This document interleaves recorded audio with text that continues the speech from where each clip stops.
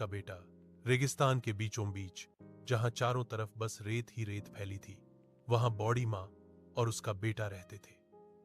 सालों से उन्होंने सपना देखा था, एक दिन हम अपना छोटा सा घर बनाएंगे, जहां धूप से भी साया मिले और रातों में तारे सिरहाने चमके। एक दिन बेटा बोला, माँ, अब और इंतजार नहीं, चलो हम अपना घर यहीं बनाएंगे। बूढ़ी माँ मुस्कुराई। रेत पर घर कौन बनाता है बेटा? उसने कहा। हम बनाएंगे, बेटे ने जवाब दिया, क्योंकि हमारे दिल में हिम्मत है।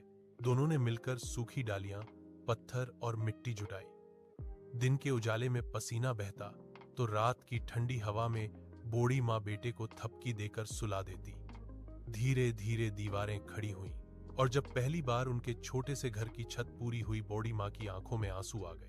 रेगिस्तान की उस वीरानी में अब सिर्फ रेत नहीं थी, वहां एक माँ और बेटे का प्यार, परिश्रम और उम्मीद का घर खड़ा था।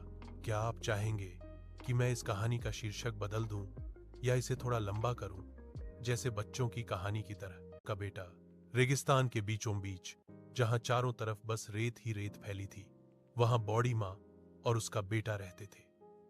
सालों से उन्होंने सपना देखा था, एक दिन हम अपना छोटा सा घर बनाएंगे, जहां धूप से भी साया मिले और रातों में तारे सिरहाने चमके। एक दिन बेटा बोला, माँ, अब और इंतजार नहीं, चलो हम अपना घर यहीं बनाएंगे।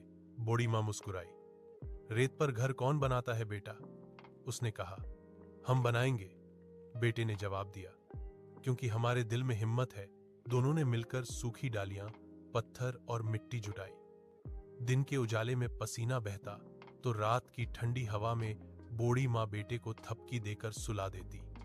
धीरे धीरे दीवारें खड़ी हुईं, और जब पहली बार उनके छोटे से घर की छत पूरी हुई, बूढ़ी माँ की आंखों में आंसू आ गए। रेगिस्तान की उस वीरानी में अब सिर्फ रेत नहीं थी, वहां एक माँ और बेटे का प्यार, परिश्रम और उम्मीद का घर खड़ा था।